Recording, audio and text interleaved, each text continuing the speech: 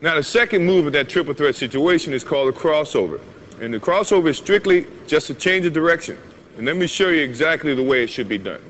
In protecting the basketball, you're jabbing with your right foot, and the defense sometimes react that way, and you want to change your direction.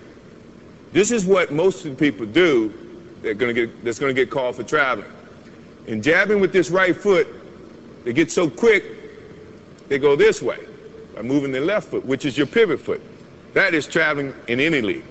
So the correct way to do it is when you jab, now you're going to pick up the same foot that you jabbed with and change directions. And in putting the ball down, good defensive players, if you put the ball out here, have long enough arms, Scottie Pippen for one, can slap it, your momentum is going this way and the ball is going that way. Good way to correct that is when you jab, now you change. If you put the ball here, you got protection from your right leg. Your hand should be here protecting the basketball anyway. So now the only way the defense can get to that ball is to go through your arms, go through your legs. 9 times out of 10, it's going to be a foul. I say 9 times out of 10 because I can get away with it. But I don't play anymore, so you don't have to worry about that. So, jab step, change the direction this way, putting the ball inside your legs. Now, the good thing about an offensive player is you got to be able to go both ways. If you go one way, now you're limiting your options. The defense is going to read that, and then they become more, I guess, have the advantage to try to limit your options. As an offensive player, you never want to limit your options. So when you're working on that move to do it this way, also do it that way. So now you can have 2 options.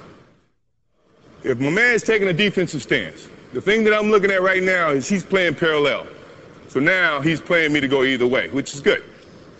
Which it also, to me, means all I have to do is give him a nice little fake this way. He's going to think and feel that that's the way I'm going. My change of direction is a little bit better to use when you see a guy with the parallel stance. Mainly because he doesn't know where you're going. So now you have so many options, you just try to use as many options as you can. Now, if he had his right foot forward, that to me is saying, now he wants you to go this way. The last thing I want to do is go where the defense wants me to go. I want to go opposite. So this is when now he takes his step that way. The change of direction means he's got to pick up this foot and open, then slide to keep up to you as an offensive player. That takes more time than you taking that crossover and driving to the hole. So you have the advantage in that sense.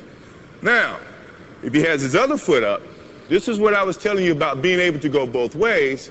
Now you can do the same thing and attack it this way. You see what I mean? So now he can't limit your options. So you should look, before you take your stance, look how the defense is playing you, and then decide which is your pivot foot, your right foot or your left foot, and then attack.